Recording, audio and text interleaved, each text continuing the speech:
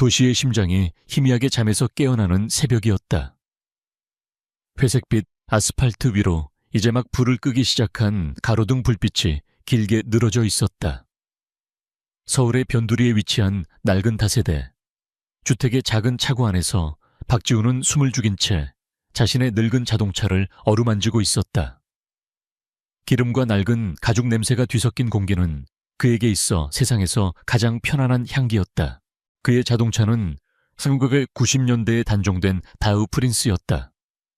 은색이었던 차체는 세월의 흔적을 고스란히 맞아 빛바랜 회색이 되었고 군데군데 자잘한 흠집들이 거미줄처럼 퍼져 있었다. 하지만 지훈의 손길이 닿은 차 안은 먼지 한 톨 없이 깨끗했다. 정성스럽게 닦아낸 계기판과 광택이 살아있는 크롬 장식은 이 차에 대한 주인의 애정이 얼마나 깊은지를 말해주고 있었다. 지훈에게 이 차는 단순한 이동수단이 아니었다. 10년 전 갑작스러운 사고로 세상을 떠난 아버지가 남긴 유일한 유산이자 그의 젊은 시절 전부였다. 자동차 정비공이었던 아버지는 늘 이 차를 자신의 분신처럼 아꼈다. 기름때 묻은 손으로 엔진을 어루만지며 지훈아 기계는 거짓말을 안 해. 네가 정성을 쏟는 만큼 정확하게 보답하지. 라고 말하던 아버지의 목소리가 아직도 귓가에 선명했다. 아버지가 떠난 후 지훈은 대학을 중퇴하고 삶의 전선에 뛰어들어야 했다. 그는 아버지의 기술을 어깨너머로 배운 실력으로 이 낡은 프린스를 직접 정비하며 지금껏 달려왔다. 지훈은 부드러운 천으로 운전석 앞 대시보드를 다시 한번 닦았다. 그곳에는 아내와 함께 환하게 웃고 있는 젊은 시절, 아버지의 빛바랜 사진이 놓여 있었다. 사진 속 아버지는 지금의 지훈과 꼭 닮아 있었다. 그는 사진을 보며 희미하게 미소 지었다. 아버지, 오늘도 무사히 다녀올게요. 작은 방으로 들어서자 책상 위에 쌓인 각종 고지서가 그를 현실로 끌어당겼다. 어머니의 병원비 월세, 그리고 언제 갚을지 막막한 대출금까지. 그는 한숨을 내쉬며 스마트폰을 집어들었다. 대리운전과 개인기사 호출을 중개하는 애플리케이션 화면을 새로 고침했지만 이른 새벽이라 그런지 이렇다 할 호출은 없었다. 몇 푼 안 되는 단거리 호출 몇 개가 전부였다. 그는 잠시 망설였다. 이 낡은 차로 손님을 태우는 것은 늘 조심스러웠다. 어떤 이들은 차가 너무 낡았다며 노골적으로 불평했고 어떤 이들은 예약 취소를 하기도 했다. 그럴 때마다 지훈의 가슴에는 작은 생채기가 났지만 그는 묵묵히 핸들을 잡았다. 이 차가 없었다면 당장의 생계조차 막막했을 것이다. 그때였다. 띠링 하는 경쾌한 알림음과 함께 화면에 새로운 예약 호출이 떴다. 지훈의 눈이 커졌다. 예약 호출 VIP 개인 기사. 출발지 인천국제공항 제2여객터미널 VIP 게이트 도착지 서울시 종로구 평창동 요청사항. 조용하고 안전한 운행. 도착 예정 시간까지 대기. 예상 요금 300,000원. 지훈은 자신의 눈을 의심했다. 30만 원. 평소 그가 일주일 내내 뼈 빠지게 일해야 겨우 만질 수 있는 돈이었다. 하지만 출발지와 도착지 그리고 VIP라는 단어가 그의 마음을 무겁게 짓눌렀다. 인천공항에서 평창동까지 가는 손님이라면 분명 보통 사람은 아닐 터였다. 그런 귀한 손님이 자신의 이 낡은 프린스를 타려고 할까 비서나 다른 직원이 실수로 예약한 것일지도 모른다. 그는 수락 버튼 위에서 손가락을 망설였다. 만약 손님이 차를 보고 그냥 가버린다면 그 허탈함과 상실감을 감당할 수 없을 것 같았다. 하지만 책상 위의 고지서들이 그의 망설임을 재촉했다. 이건 단순한 기회가 아니었다. 어쩌면 절박한 그에게 내려온 동아줄일지도 모른다. 그는 눈을 질끈 감고 수락 버튼을 눌렀다. 예약이 확정되었다는 메시지가 화면에 떴다. 지훈의 심장이 세차게 뛰기 시작했다. 그는 벌떡 일어나 다시 차고로 향했다. 지금부터는 전쟁이었다. 그는 차에 대한 어떤 불평도 나오지 않도록 완벽하게 준비해야 했다. 그는 먼저 트렁크를 열어 평소보다 더 꼼꼼하게 청소했다. 손님의 짐이 놓일 공간이었다. 그리고 타이어 공기압을 체크하고 워셔액을 가득 채웠다. 보닛을 열어 깨끗하게 정비된 엔진을 다시 한번 점검했다. 아버지의 가르침대로 관리된 엔진은 연식에 맞지 않게 조용하고 힘찬 소리를 냈다. 지우는 엔진 커버를 마른 걸레로 닦으며 나지막이 속삭였다. 아버지, 저 좀 도와주세요. 오늘 정말 중요한 날이에요. 그는 차 안으로 돌아와 평소보다 더 비싼 방향제를 꺼내 걸었다. 은은한 숲 향기가 차 안을 가득 메웠다. 마지막으로 그는 운전석에 앉아 자신의 옷매무새를 가다듬었다. 비록 비싼 옷은 아니었지만 며칠 전 깨끗하게 다려놓은 셔츠와 바지는 단정해 보였다. 모든 준비를 마치고 시계를 보니 약속 시간까지는 아직 3시간이나 남아 있었다. 하지만 그는 더 이상 지체할 수 없었다. 서울 시내의 교통 상황은 언제나 예측 불가능했다. 그는 심호흡을 한번 하고 시동을 걸었다. 부르릉 하는 낮은 엔진음과 함께 늙은 프린스는 어둠을 가르며 조용히 차고를 빠져나왔다. 인천으로 향하는 고속도로는 아직 한산했다. 지우는 규정 속도를 지키며 조심스럽게 차를 몰았다. 그의 양옆으로 최신형 수입 세단과 번쩍이는 SUV들이 쏜살같이 지나쳐갔다. 그들의 매끈한 차체와 자신의 낡은 프린스를 비교하며 그는 순간 위축되는 것을 느꼈다. 과연 괜찮을까? 괜한 짓을 한 건 아닐까? 불안감이 엄습했지만 그는 이내 고개를 저었다. 아버지께서는 늘 말씀하셨다. 자동차의 가치는 외관이 아니라 그 안에 깃든 정신과 심장, 즉 엔진에 있다고. 그는 라디오를 켜는 대신 엔진 소리에 귀를 기울였다. 규칙적으로 들려오는 미세한 진동과 소음. 그것은 지훈에게 있어 세상에서 가장 아름다운 교향곡이었다. 그는 이 소리를 통해 차의 컨디션을 파악하고 차와 대화했다. 약속 시간보다 1시간이나 일찍 인천공항에 도착한 그는 VIP 게이트에서 조금 떨어진 주차 공간에 차를 세웠다. 그리고는 손님이 나올 때까지 차 안에서 기다리기로 했다. 시간이 흐를수록 그의 손바닥에는 땀이 차기 시작했다. 수많은 비행기가 이착륙하며 거대한 소음을 만들어냈지만 지훈의 귀에는 자신의 심장 소리가 더 크게 들렸다.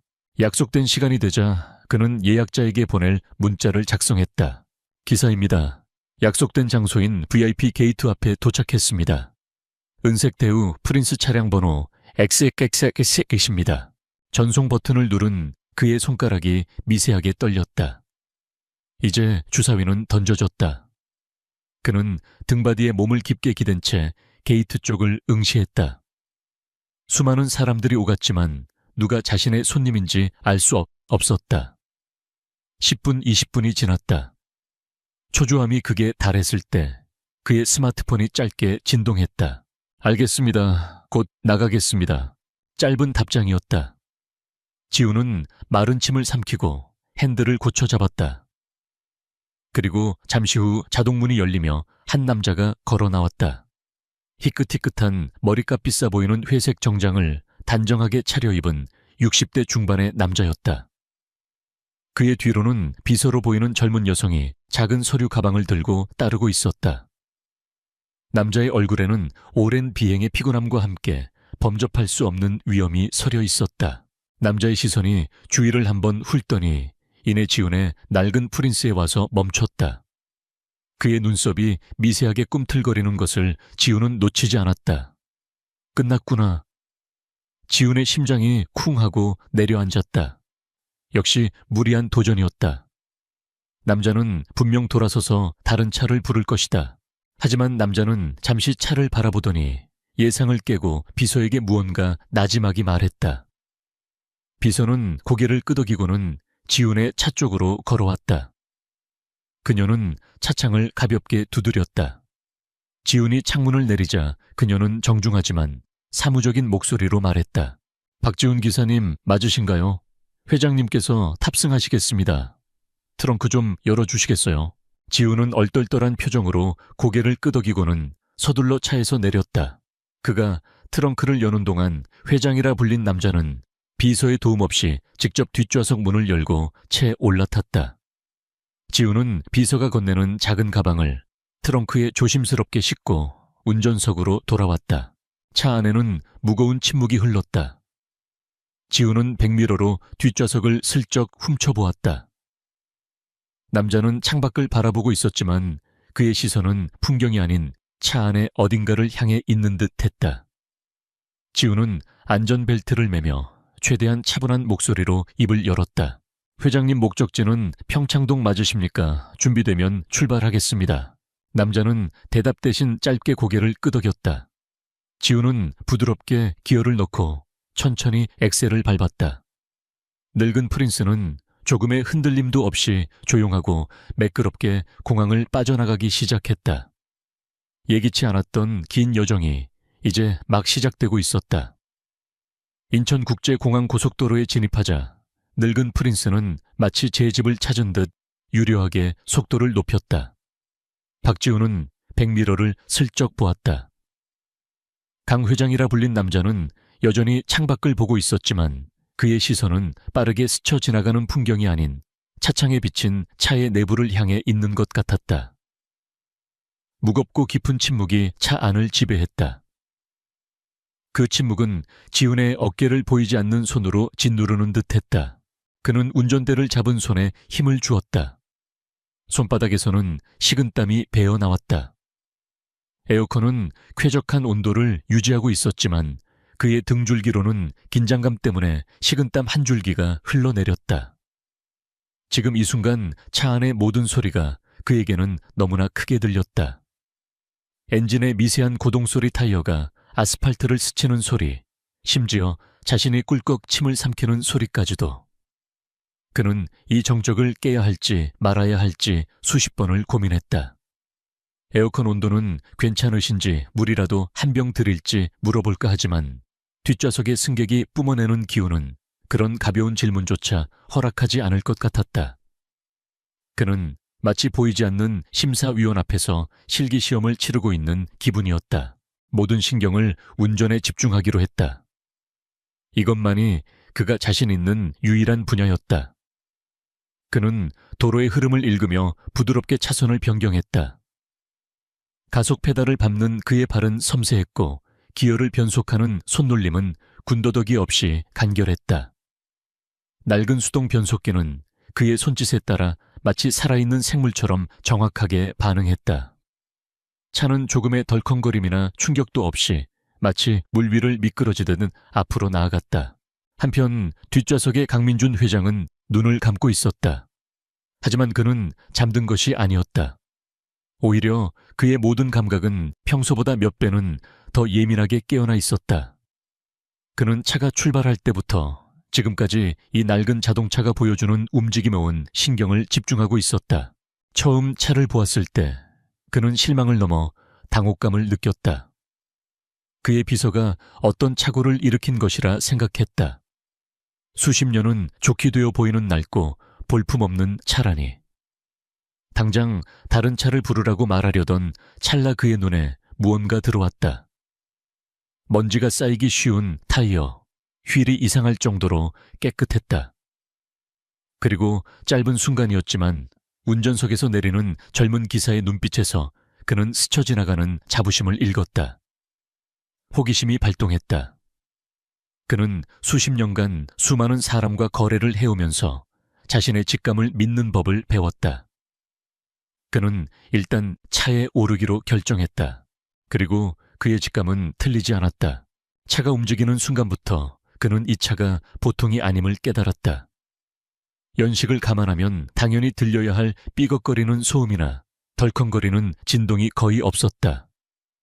부드럽게 속도를 올리는 엔진은 거칠게 울부짖는 대신 낮고 기분 좋은 허밍처럼 고른 소리를 냈다. 마치 잘 조련된 맹수가 주인의 명령을 기다리며 조용히 엎드려 있는 듯했다. 그는 천천히 눈을 떴다. 그의 시선은 운전석의 젊은이를 향했다. 긴장한 기색이 역력했지만 운전대를 잡은 손과 도로를 보는 눈은 놀라울 정도로 침착하고 안정되어 있었다. 그는 불필요한 움직임 없이 오직 차와 도로의 흐름에만 집중하고 있었다. 저것은 단순히 운전을 잘하는 수준이 아니었다. 차와 완벽하게 하나가 된 사람만이 보여줄 수 있는 경지였다. 강 회장의 시선이 차 안 구석구석을 훑었다. 달아서 반질반질해진 가죽 시트는 갈라진 곳 하나 없이 잘 관리되어 있었고, 플라스틱 내장재는 세월의 흔적으로 빛이 바래긴 했지만 끈적임이나 먼지 없이 정갈했다. 그리고 그의 시선은 대시보드 위 작은 사진 액자에 멈췄다. 젊은 부부의 사진. 사진 속 남자는 운전하고 있는 저 젊은이의 아버지일 것이다. 그리고 그는 자신도 모르게 희미한 미소를 지었다. 무언가 아주 오래전의 기억을 건드리는 듯한 기분이었다. 차가 서울로 진입하기 위해 영종대교를 건너고 있었다. 다리 위로 불어오는 강한 바람에도 차는 크게 흔들리지 않았다. 지우는 바람의 방향을 예측하며 미세하게 핸들을 조작했다.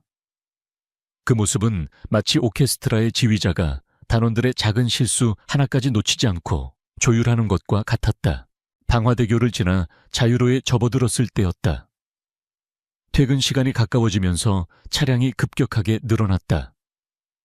차들이 거부기걸음을 하며 얽히기 시작했다. 바로 그때 옆 차선에서 달리던 대형 트럭 한 대가 방향지시등도 켜지 않고 갑자기 앞으로 끼어들었다. 빵 하는 경적 소리와 함께 아찔한 순간이 연출되었다. 지우는 놀라거나 당황하지 않았다. 그는 거의 본능적으로 브레이크를 부드럽게 밟는 동시에 기어를 한 단 내리고 트럭이 지나간 후 생긴 아주 작은 틈을 향해 핸들을 돌렸다. 그의 발과 손은 마치 하나의 유기체처럼 움직였다. 차는 급작스러운 상황에서도 비명을 지르거나 균형을 잃지 않고 우아한 곡선을 그리며 위험을 피했다. 그 모든 과정이 단 몇 초 만에 물 흐르듯 이루어졌다. 그 순간 강 회장은 자기도 모르게 앞으로 살짝 몸을 기울였다. 그의 눈이 날카롭게 빛났다. 방금 저 젊은이가 보여준 기술은 위험 회피 능력을 넘어선 것이었다. 차의 무게중심과 구동력을 완벽하게 이해하고 통제하지 않으면 불가능한 움직임이었다. 그는 수많은 전속 기사들을 겪어봤지만 저런 감각적인 운전은 처음이었다. 저것은 운전 학원에서 가르쳐주는 기술이 아니었다. 몸으로 경험으로 그리고 차에 대한 깊은 애정으로 체득된 진짜 기술이었다. 위험한 순간이 지나가고 도로는 다시 평온을 되찾았다. 지우는 안도의 한숨을 내쉬며 다시 정속 주행을 시작했다. 그는 백미러로 강 회장의 표정을 살폈지만 그는 여전히 무표정하게 창밖을 보고 있을 뿐이었다. 지우는 그가 방금의 소동을 알아차리지 못했기를 바랐다. 하지만 강 회장은 모든 것을 보고 느끼고 있었다. 그는 다시 눈을 감았다. 머릿속에서는 수많은 생각들이 퍼즐 조각처럼 떠다녔다. 이 낡은 차, 그리고 저 젊은이. 모든 것이 기묘하게 익숙하면서도 낯설었다. 마치 오래된 서랍 속에서 우연히 발견한 낡은 편지를 읽는 듯한 기분이었다. 그는 이 기묘한 감정의 정체를 확인하고 싶어졌다. 어느덧 차는 서울의 내부 순환로를 달리고 있었다. 창밖으로 한강의 고요한 물결과 강변북로를 달리는 자동차들의 불빛이 보였다. 도시의 소음이 차 안으로 희미하게 스며들었지만 그 소음마저도 차 안의 깊은 침묵을 깨뜨리지는 못했다. 평창동으로 향하는 길목에 거의 다다랐을 때였다. 약 1시간 가까이 이어지던 무거운 침묵을 깨고 강 회장이 마침내 입을 열었다. 그의 목소리는 낮고 차분했지만 그 안에는 무시할 수 없는 무게감이 실려 있었다. 직접 관리합니까? 질문은 칼날처럼 날아와 차 안의 공기를 갈랐다. 그것은 안부를 묻는 가벼운 질문이 아니었다. 오랜 시간의 관찰 끝에 던지는 모든 것의 핵심을 꿰뚫는 질문이었다. 지우는 순간 숨을 멈췄다. 그는 백미러를 통해 강 회장의 눈을 보았다. 그의 깊고 고요한 눈은 마치 모든 것을 알고 있다는 듯이 지훈을 똑바로 응시하고 있었다. 지훈은 마른 침을 삼키고 천천히 입을 열 준비를 했다. 진짜 시험은 이제부터 시작이었다. 강민준 회장의 질문은 차 안의 무거운 침묵을 가르는 날카로운 메스와 같았다. 박지훈은 순간적으로 호흡을 멈췄다가 이내 평정을 되찾으려 애쓰며 백미러를 통해 그의 눈을 마주 보았다. 그 깊고 고요한 눈빛 속에서 그는 단순한 호기심 이상의 무언가를 읽었다. 그것은 오랫동안 잊고 있던 무언가를 확인하려는 듯한 간절함이었다. 네, 회장님. 지훈은 조심스럽게 입을 열었다. 그의 목소리는 약간 잠겨 있었다. 제가 할 수 있는 한은 직접 하고 있습니다. 전문적인 기술은 없지만 아버님께 어깨너머로 조금 배웠습니다. 그의 겸손한 대답이 마치 굳게 닫힌 문을 여는 열쇠가 된 듯 했다. 강 회장은 기다렸다는 듯이 다음 질문을 던졌다. 그의 목소리는 여전히 낮고 차분했지만 그 안에는 명백한 관심이 묻어 있었다. 아버님께서도 정비 일을 하셨나 보군.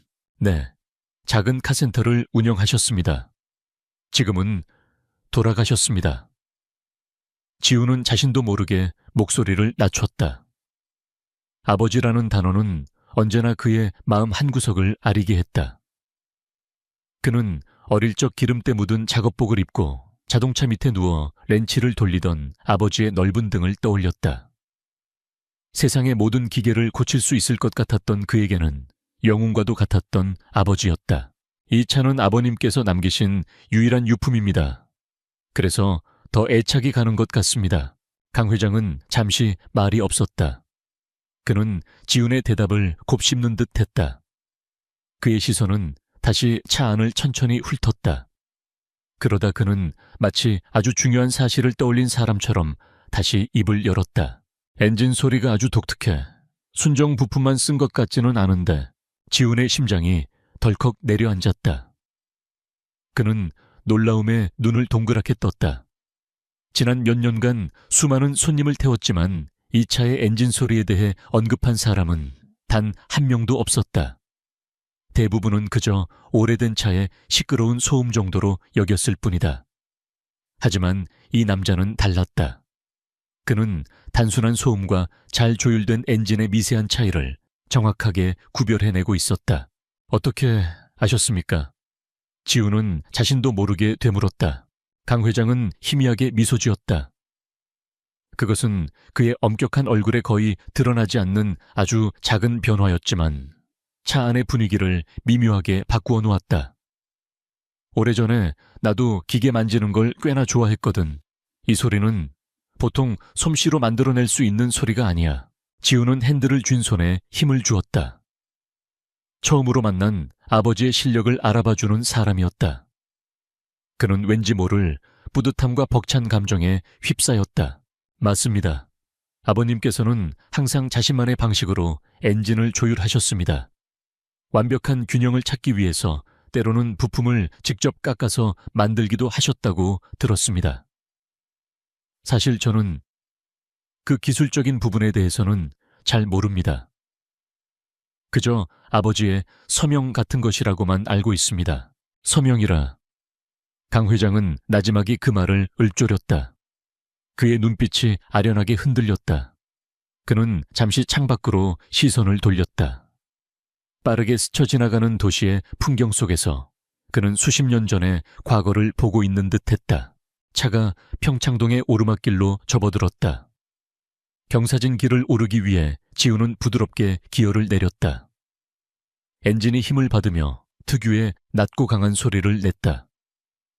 그르르릉. 그 소리는 단순한 기계음이 아니라 마치 잘 훈련된 동물이 내는 만족스러운 울음소리 같았다. 강 회장은 그 소리를 놓치지 않았다. 그는 눈을 감고 소리에 집중했다. 마치 오래전에 잃어버렸던 익숙한 멜로디를 다시 듣는 사람처럼 그는 다시 눈을 떴다. 그리고는 지훈에게 누구도 예상치 못할 질문을 던졌다. 이 차 혹시 원래 주인에 대해 아는 것이 있나? 질문은 이전의 것들과는 차원이 달랐다. 너무나 직설적이고 개인적이었다. 지우는 이제 단순한 놀라움을 넘어 강한 의구심을 느끼기 시작했다. 이 사람은 대체 누구일까? 왜 이렇게 내 낡은 채에 대해 집요하게 파고드는 것일까?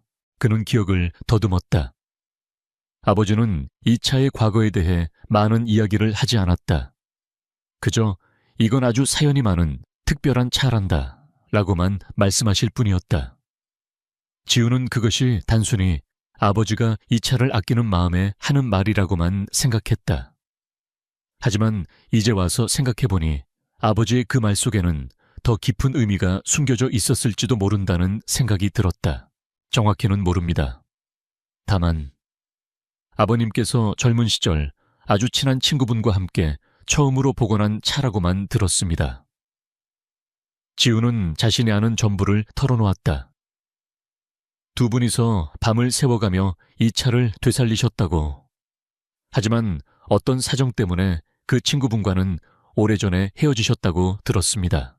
그 말을 듣는 순간 강 회장의 몸이 미세하게 굳어지는 것을 지우는 느꼈다. 그는 다시 침묵에 잠겼다.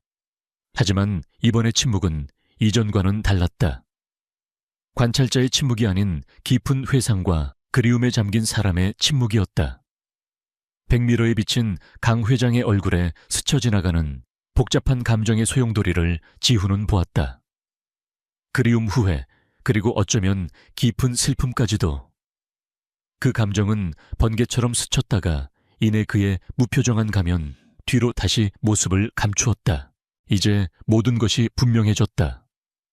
이것은 우연이 아니었다.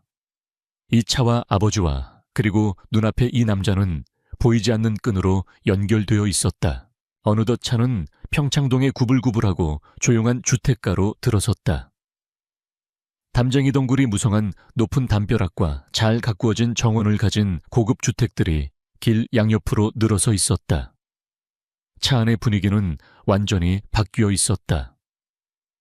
처음에 어색한 긴장감은 사라지고 그 자리를 말로 표현할 수 없는 묵직한 역사의 무게감이 채우고 있었다. 내비게이션의 여성 음성이 목적지가 가까워졌음을 알렸다. 지우는 주소를 확인하며 속도를 늦췄다. 바로 저 앞 거대한 철문이 있는 집이 목적지였다. 그가 목적지 앞에서 차를 세우려 할 때였다. 강 회장이 이전보다 한결 부드러워진 목소리로 말했다.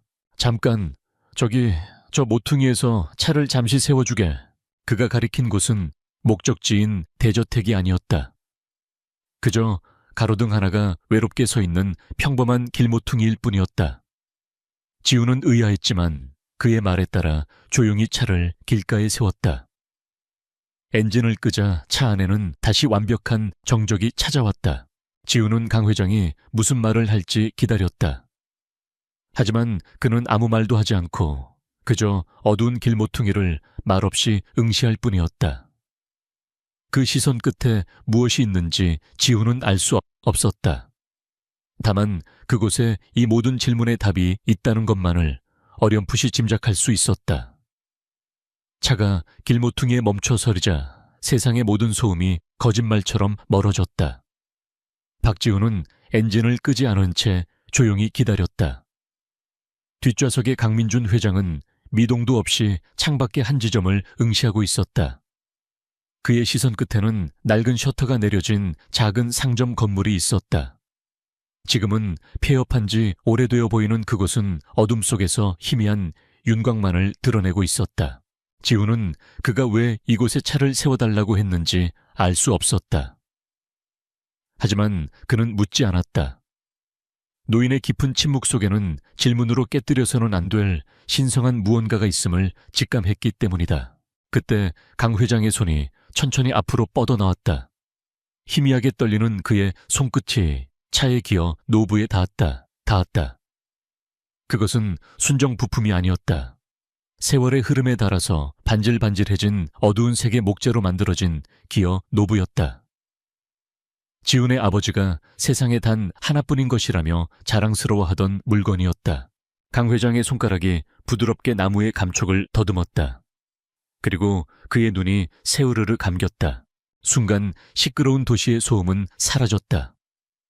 그의 귓께는 35년 전 쇳소리와 기름 냄새, 그리고 젊은이들의 웃음소리로 가득했던 어느 허름한 차고의 소리가 생생하게 되살아났다.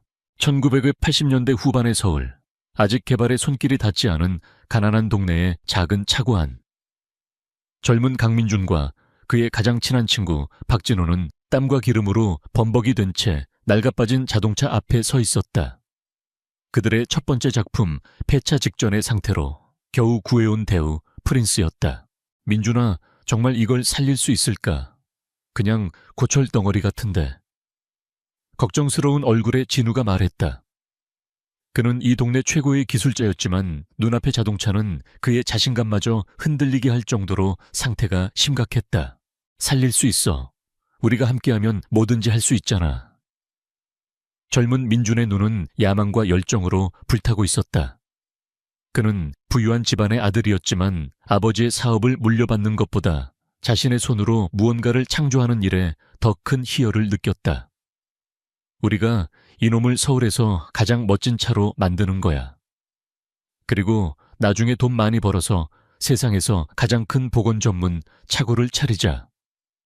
MJ&JW 모터스 어때? 진우는 피식 웃었다. 그는 언제나 꿈을 꾸는 민준의 곁에서 그 꿈을 현실로 만들어주는 사람이었다. 그는 말없이 렌치를 집어들었다. 그들의 꿈은 그렇게 시작되었다. 두 젊은이는 밤낮을 잊고 차에 매달렸다. 민준은 부품을 구하기 위해 청계천과 장안평의 부품상들을 샅샅이 뒤졌고, 진우는 그의 경이로운 손재주로 썩어 문드러진 차체를 잘라내고 새 철판을 용접했다. 그들의 작은 차고는 밤늦도록 불이 꺼지지 않았다. 어느 날 거의 복원이 끝나갈 무렵 민준이 낡은 기어 노브를 보며 투덜거렸다. 모든 게 완벽한데 이 플라스틱 덩어리가 영 마음에 안 들어. 그 말을 듣고 있던 진우가 잠시 생각하더니 차고 구석에서 오래된 느티나무 조각을 가져왔다. 아버지가 아껴두시던 건데 이걸로 한번 만들어보지. 그날 밤 진우는 낡은 조각칼 하나로 나무를 깎기 시작했다. 그의 섬세한 손길 아래 거친 나무 조각은 점차 손에 착 감기는 유선형의 아름다운 기어 노브로 변해갔다. 민주는 감탄하며 그 모습을 지켜보았다. 작업이 거의 끝났을 때 민준이 뜨겁게 달군 철사를 가져와 말했다. 마무리는 내가 할게. 그는 기어 노부의 아래쪽 잘 보이지 않는 곳에 아주 작은 상징을 새겨 넣었다. 자신들의 이니셜인 MJ와 제유가 서로 얽혀 있는 모양이었다. 그들의 우정과 꿈의 증표였다. 마침내 차가 완성되던 날 두 사람은 처음으로 시동을 걸었다. 진우는 보닛을 열고 귀를 기울이며 세심하게 엔진을 조율했다. 그는 정비 매뉴얼을 따르지 않았다. 그는 엔진의 숨소리를 들었고 기계와 교감하며 최적의 소리를 찾아냈다. 마침내 그의 손끝에서 프린스의 엔진은 그르르릉 하는 세상 어디에서도 들을 수 없는 만족스러운 소리를 내기 시작했다. 그들은 완성된 차를 타고 한밤의 서울 거리를 달렸다. 창문을 열자 시원한 바람이 쏟아져 들어왔고 라디오에서는 그때 유행하던 노래가 흘러나왔다. 그들은 목청껏 노래를 부르며 웃었다. 세상이 모두 그들의 것 같았다. 하지만 행복은 길지 않았다. 민준의 아버지가 그의 유학을 결정해버렸다. 경영을 배워 가업을 이어야 한다는 엄명이었다. 민준은 떠나기 전날 밤 진우에게 약속했다. 진우야, 꼭 돌아올게. 돌아와서 우리가 꿈꾸던 MJ&JW 모터스를 꼭 차릴 거야. 이 차는 그때까지 네가 잘 맡아줘. 우리 꿈의 증표니까. 진우는 말없이 고개를 끄덕였다. 하지만 삶은 그들의 약속을 기다려주지 않았다. 민준이 떠난 후 진우의 아버지가 쓰러지셨다. 집안의 생계를 책임져야 했던 진우는 결국 눈물을 머금고 그들의 꿈이 담긴 프린스를 팔아야만 했다. 그는 민준에게 차마 그 사실을 알릴 수 없었다. 그렇게 그들의 연락은 서서히 끊겼고 시간과 거리 속에 약속은 바래져 갔다. 강민준 회장의 뺨 위로 뜨거운 눈물 한 줄기가 흘러내렸다. 그는 황급히 손등으로 눈물을 훔쳐냈다. 35년이라는 세월이 흘렀지만 그날의 기억은 어제 일처럼 생생했다.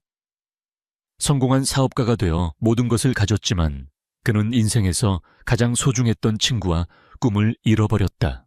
지우는 백미러를 통해 그 모든 것을 보고 있었다. 그는 이야기의 전말은 몰랐지만 한 남자의 깊은 슬픔과 회한을 온몸으로 느낄 수 있었다. 그는 아무 말도 하지 않고 노인이 자신의 감정을 추스를 수 있도록 조용히 기다려 주었다. 한참의 시간이 흐른 후 강 회장은 마침내 고개를 들어 지훈을 바라보았다. 그의 목소리는 감정에 젖어 심하게 떨리고 있었다. 미안하네. 잠시 옛날 생각이 나서. 그리고 그는 마치 마지막 퍼즐 조각을 맞추려는 사람처럼 확신에 찬 목소리로 물었다. 자네 아버지, 성함이 박진우 맞나? 그것은 더 이상 추측이 섞인 질문이 아니었다. 그는 이미 알고 있었다. 지훈의 온몸에 소름이 돋았다. 이 남자가 어떻게 아버지의 이름을 알고 있는 것일까? 머릿속이 하얗게 비어버린 그는 대답 대신 간신히 고개를 끄덕일 수밖에 없었다. 강 회장은 지훈의 대답을 확인하고는 다시 창밖을 보았다. 이제 그의 시선은 낡은 상점 건물이 아닌 그 너머의 아득한 과거를 향해 있었다. 그는 지친 목소리로 말했다. 이제 가세, 집으로. 그의 목소리는 부드러웠지만 그 안에는 35년이라는 긴 세월의 무게가 담겨 있었다. 이제 목적지는 더 이상 단순한 집이 아니었다. 모든 퍼즐 조각이 맞춰질 역사의 장소였다. 지훈은 천천히 기어를 넣었다. 그의 손끝이 아버지의 유품인 나무기어 노부에 스쳤다. 항상 익숙했던 그 감촉이 오늘따라 유난히 특별하고 무겁게 느껴졌다. 차는 조용히 길모퉁이를 벗어났다. 그들의 과거는 이제 그 길모퉁이에 유령처럼 남겨진 채였다. 차가 길모퉁이를 벗어나 다시 언덕길을 오르기 시작했다. 차 안의 침묵은 이전과 완전히 다른 무게를 가지고 있었다. 더 이상 낯선 이들 사이에 어색한 정적이 아니었다. 한 사람은 전부를 알고 다른 한 사람은 이제 막 실마리를 잡기 시작한 공유된 과거의 무게가 짙게 깔린 심연과도 같은 침묵이었다. 박지훈의 머릿속은 수만 가지 생각으로 폭발할 것 같았다. 박진우. 자신의 아버지 이름이 저토록 유명하고 부유해 보이는 남자의 입에서 나왔다. 아버지가 그토록 아끼던 이 낡은 차 사연. 많은 특별한 차라던 그 말씀의 의미가 이제야 조금씩 형체를 갖추기 시작했다. 그 아주 친한 친구가 바로 이 강민준 회장이었을까? MJNJB 모터스라는 꿈을 함께 꾸었던 사람이었을까? 그렇다면 왜 그들은 헤어졌을까? 아버지의 삶은 왜 그토록 고단하고 외로웠을까? 수많은 질문들이 꼬리에 꼬리를 물고 이어졌지만 그는 차마 입을 열 수 없었다. 지금은 질문을 던질 때가 아니었다. 그는 운전에만 집중하려 애썼다. 하지만 그의 손과 발은 거의 자동적으로 움직이고 있었다. 35년 된 낡은 자동차는 마치 주인의 복잡한 마음을 안다는 듯이 그 어느 때보다 부드럽고 침착하게 구불구불한 언덕길을 올랐다. 강민준 회장은 창밖을 보고 있었지만 그의 시선은 더 이상 과거에 머물러 있지 않았다. 그는 지금 눈앞의 현실, 그리고 운전석에 앉아있는 젊은이의 뒷모습을 보고 있었다. 친구의 모습과 너무나도 닮아있는 저 곧은 어깨와 고집스러워 보이는 뒤통수.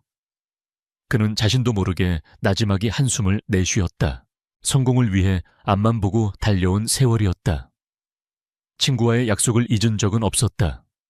다만 성공한 후에 모든 것을 이룬 후에 돌아가면 될 것이라 생각했다. 하지만 그가 돌아왔을 때 친구는 이미 이 세상에 없었고 그들의 꿈이 담긴 차는 행방을 알 수 없었다. 그는 지난 10년간 수소문하며 친구의 흔적과 그들의 첫 작품을 찾아 헤맸다. 하지만 모든 것이 허사였다. 그는 모든 것을 가졌지만 가장 되돌리고 싶은 과거와는 영원히 작별했다고 생각했다. 그런데 오늘 기적처럼 그 과거가 제발로 그를 찾아왔다. 친구의 아들이 친구의 숨결이 깃든 바로 그 차를 몰고서 차가 오를수록 주변의 풍경은 달라졌다. 집들의 규모는 점점 커졌고 담벼락은 높아졌다. 길은 더욱 좁아졌고 길게 뻗은 소나무들이 마치 외부 세계와의 경계를 긋는 것처럼 빽빽하게 늘어서 있었다. 서울 한복판이라고는 믿기지 않는 고요하고 고립된 세계였다. 마침내 차는 거대하고 육중한 철문 앞에 멈춰 섰다. 현대적인 디자인의 철문 위 눈에 띄지 않는 곳에 설치된 보안 카메라가 렌즈를 돌려 그들을 비추었다. 지우는 어찌할 바를 몰라 차를 세우고 핸들을 잡은 채 멈춰 있었다. 강 회장이 앞으로 몸을 기울여 지훈조차 미처 발견하지 못했던 인터콤을 향해 말했다. 그의 목소리는 짧고 간결했다. 나다. 열어라. 거대한 철문이 위잉 하는 소리도 없이 유령처럼 부드럽게 양쪽으로 열렸다. 문 너머로는 완벽하게 관리된 정원과 그 사이로 길게 뻗은 진입로가 나타났다. 그리고 그 끝에는 집이라기보다는 현대 미술관처럼 보이는 거대한 저택이 서 있었다. 유리와 석재로 이루어진 건물은 차갑고 아름다웠지만 동시에 사람의 접근을 쉽게 허락하지 않을 듯한 위압감을 풍기고 있었다. 지우는 천천히 진입로를 따라 차를 몰았다. 그의 낡은 대우 프린스는 이 극도의 부유함 속에서 마치 다른 시대에서 온 유물처럼 어색해 보였다. 그는 저택의 현관 앞에 차를 세웠다. 잠시 동안 차 안의 두 사람은 아무런 움직임도 없었다. 길고 길었던 여정이 끝나는 순간이었다. 강 회장이 마침내 침묵을 깼다. 그의 목소리는 다시 평소의 차분함을 되찾았지만 그 안에는 거스를 수 없는 권위가 실려 있었다. 그는 차에서 내리지 않고 지훈을 향해 말했다. 시동 끄지 말고 저쪽으로 가보게. 그의 손가락이 가리킨 곳은 저택의 현관이 아니었다. 본체 옆에 따로 지어진 창문 하나 없는 거대한 별차의 건물이었다. 매끈한 콘크리트 벽과 거대한 차고문이 달린 그 건물은 마치 비밀스러운 보물을 보관하는 거대한 금고처럼 보였다. 이것이 그의 마지막 그리고 가장 기묘한 요구였다. 지우는 혼란스러웠지만 그의 말에 복종했다. 그는 다시 기어를 넣고 핸들을 돌렸다. 차는 현관을 지나 미스터리한 차고 건물을 향해 천천히 나아갔다. 그 거대한 문 너머에 무엇이 기다리고 있는지, 왜 이곳으로 자신을 이끌었는지 지우는 전혀 짐작할 수 없었다. 그의 심장이 다시 세차게 뛰기 시작했다. 마지막 비밀이 밝혀질 순간이 바로 눈앞에 다가와 있었다. 박지훈의 낡은 대우 프린스는 거대한 금고처럼 보이는 차고 문 앞에서 멈춰 섰다. 차가운 콘크리트 벽과 수십 년 된 낡은 자동차의 대조는 기묘한 긴장감을 만들어냈다. 차의 엔진은 멈추지 않고 계속해서 특유의 낮은 소리를 냈다. 그것은 마치 미래의 문 앞에서 기다리는 과거의 숨결 같았다. 강민준 회장은 품 안에서 작은 리모컨을 꺼냈다. 그가 버튼을 누르자 위잉 하는 조용한 모터 소리와 함께 거대한 차고문이 위로 말려 올라가기 시작했다. 마치 극장에 막이 오르듯 문은 서서히 거대한 내부를 드러냈다. 안쪽의 조명이 하나씩 순서대로 켜졌다. 눈부신 백색 광이 공간을 가득 채우자 지우는 순간 숨을 멈췄다. 그의 눈앞에 펼쳐진 광경은 단순한 차고가 아니었다. 그곳은 마치 자동차 박물관의 최고급 작업실이자 쇼룸과도 같았다. 광택이 나는 하얀 바닥 벽면을 가득 채운 최첨단 공구들, 그리고 그 중앙에 자동차들이 있었다. 현대폰이 기아 브리사 각진 모양이 인상적인 구형 벤츠와 BMW E30까지 1970년대부터 90년대에 이르는 한 시대를 풍미했던 클래식 자동차 10여 대가 보석처럼 전시되어 있었다. 겉모습은 모두 완벽했다. 방금 공장에서 나온 것처럼 반짝이는 차체는 밝은 조명 아래 눈부시게 빛났다. 하지만 그들은 모두 한 가지 공통점을 가지고 있었다. 생명력이 느껴지지 않았다. 그들은 아름다운 시체와도 같았다. 몇몇 차들은 보닛이 열려 있었고 깨끗하지만 차가운 엔진이 침묵 속에 잠겨 있었다. 지우는 넋을 잃고 그 광경을 바라보았다.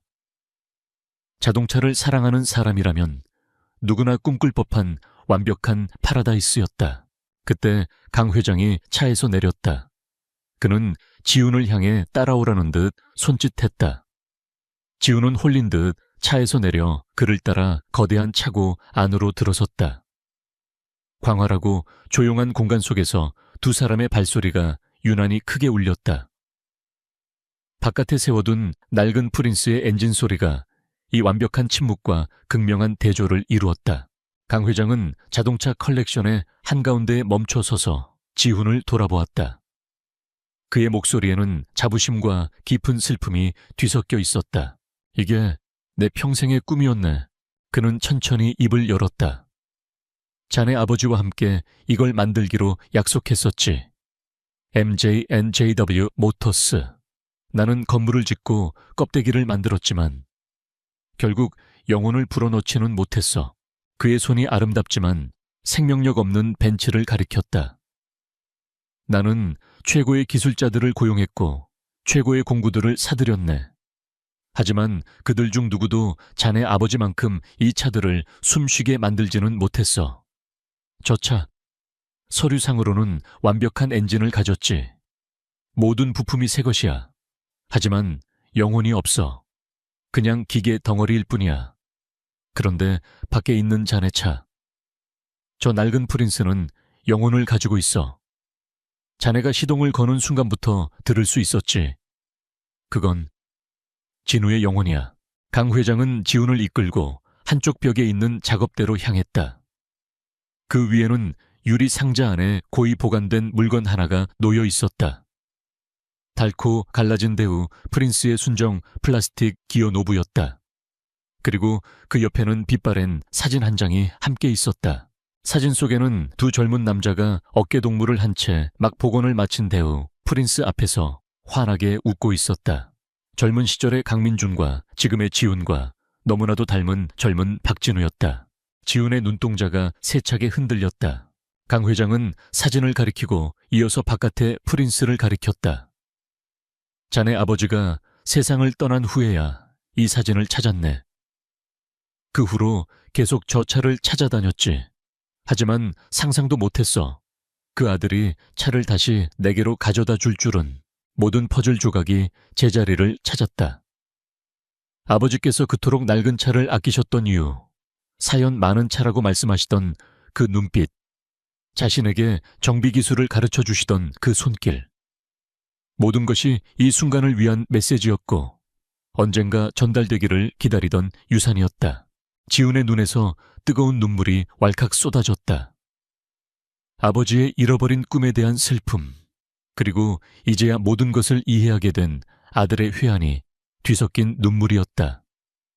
그는 마침내 자신의 아버지를, 그리고 눈앞에 서 있는 이 남자를 온전히 이해하게 되었다. 강 회장은 지훈의 어깨에 손을 올렸다. 그것은 35년이라는 시간의 간극을 뛰어넘는 마치 오랫동안 잃어버렸던 삼촌이 조카를 위로하는 듯한 따뜻한 손길이었다. 자네 아버지가 진정한 예술가였네. 나는 그저 꿈만 꾸던 몽상가였고. 그의 목소리는 감정에 젖어 있었다. 그리고 저 차는 단순한 자동차가 아니야. 그건 약속일세. 자네 아버지가 미처 지키지 못했던 그 약속을 이제 그 아들이 나에게 가져다 준 거야. 두 사람은 침묵의 차고 안에 서 있었다. 주변에는 아름답지만 생명이 없는 자동차들이 그들을 둘러싸고 있었다. 그리고 바깥에서는 낡은 프린스가 계속해서 살아있는 심장의 소리를 내고 있었다. 잃어버렸지만 결코 잊히지 않았던 우정과 꿈에 살아있는 증거였다. 시간이 멈춘 듯한 차고 안박지호는 강민준 회장과 함께 말없이 서 있었다. 35년의 세월을 뛰어넘어 전달된 이야기의 무게에 그의 심장은 여전히 세차게 뛰고 있었다. 그는 손등으로 마지막 눈물을 훔쳤지만 벅차오르는 감정은 쉬이 가라앉지 않았다. 강 회장은 이전의 엄격한 표정 대신 따뜻하고 부드러운 눈빛으로 그를 바라보고 있었다. 마침내 강 회장이 침묵을 깼다. 그의 목소리는 더 이상 슬픔에 잠겨 있지 않았다. 대신 새로운 희망을 찾은 사람의 활기가 느껴졌다. 기계는 모두 여기에 있네. 공간도 여기에 있지. 하지만 가장 중요한 영혼이 빠져 있었어. 진우의 영혼 말일세. 그는 지훈의 눈을 똑바로 바라보았다. 그런데 이제 보니 그 영혼은 그의 아들에게로 고스란히 이어졌더군. 강 회장은 차고 구석에 있는 거대한 강철 캐비닛으로 걸어갔다. 그는 주머니에서 열쇠를 꺼내 자물쇠를 열었다. 문이 열리자 그 안에는 수십 개의 자동차 열쇠가 가지런히 정렬된 고리에 걸려 있었다. 각 열쇠에는 그것이 속한 자동차의 모델명이 적힌 꼬리표가 달려 있었다. 그것은 감탄을 자아내면서도 동시에 위압적인 광경이었다. 그는 그 중에서 가장 크고 묵직한 열쇠, 꾸러미 하나를 집어들었다. 차고의 정문 사무실, 그리고 모든 공구함을 열 수 있는 마스터 키들이었다. 강 회장은 다시 지훈에게로 돌아와 묵직한 열쇠, 꾸러미를 그에게 내밀었다. 이제 나는 너무 늙었네. 손은 예전 같지 않고 마음은 그동안 엉뚱한 것만 찾아 헤맸지. 나는 돈으로 이 차들의 영혼을 사려 했지만 그건 어리석은 짓이었어. 그는 진심이 담긴 눈으로 지훈을 바라보았다. 이곳은 그냥 정비사가 필요한 게 아니야. 이곳엔 마스터가, 예술가가 필요하네. 바로 박진우의 아들이 필요한 거야. 그는 지훈의 이름을 한결 다정하게 불렀다. 지훈아, 이건 일자리 제한이 아니네. 이건 부탁이야. 내가 자네 아버지에게 했던 약속을 지킬 수 있도록 나를 도와주게. 우리 함께 이 차들을 다시 살려내세. 그리고 마침내 MJ&J 모터스의 문을 여는 걸세. 지훈은 완전히 넋을 잃었다. 그는 자신의 손에 들릴 뻔한 열쇠, 꾸러미와 자동차 컬렉션과 그리고 강 회장을 번갈아 보았다. 이것은 단순한 직업이 아니었다. 아버지의 꿈이 그의 손에 유산처럼 쥐어지고 있었다. 아버지의 기억을 가장 명예롭게 기릴 수 있는 기회였다. 감히 상상조차 해본 적 없는 미래였다. 그는 망설였다. 원하지 않아서가 아니었다. 그 제안의 무게가 너무나도 거대했기 때문이었다. 회장님, 하지만 저는 그저... 강 회장이 그의 말을 부드럽게 가로막았다. 자네는 그의 아들일세. 그것만으로도 충분해. 기술은 하다 보면 늘겠지. 열정은 이미 여기에 있어.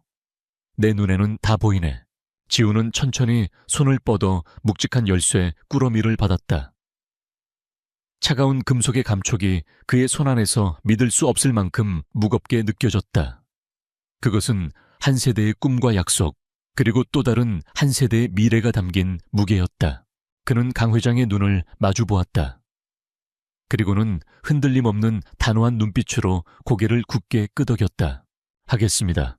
짧지만 그 한마디에는 새로운 약속이 담겨 있었다. 그 순간 강 회장의 얼굴에 처음으로 진정한 미소가 번졌다. 35년간 그의 어깨를 짓누르던 그의 무게가 마침내 사라지는 듯 했다. 그는 차고 전체를 향해 손짓하며 말했다. 그럼 이제부터 여긴 박 사장 작업실이네.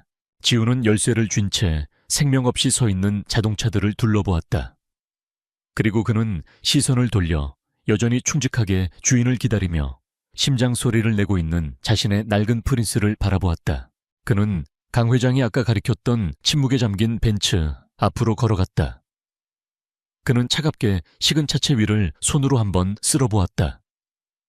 그리고는 근처 작업대를 바라보더니 그 위에 놓인 깨끗한 렌치 하나를 집어 다른 쪽 손에 쥐었다. 카메라의 마지막 앵글은 과거 자동차들과 미래 열쇠와 공구들의 한가운데에 서서 새로운 시작을 준비하는 지훈의 모습을 비춘다. 밖에서는 밤의 어둠이 걷히고 동쪽 하늘부터 서서히 해가 떠오르고 있었다. 새로운 날의 첫 햇살이 활짝 열린 차고 문을 통해 쏟아져 들어왔다. 그 빛 속에서 공기 중에 춤추는 먼지들마저 희망처럼 반짝였다. 자동차들에게, 지훈에게, 그리고 마침내 지켜진 하나의 약속에게 새로운 날이 밝아오고 있었다. 서울의 심장 강남의 밤은 결코 잠들지 않았다. 화려한 넌사인이 어지럽게 빛나고 값비싼 외제차들이 낮은 엔진음을 울리며 거리를 미끄러지듯 지나는 곳.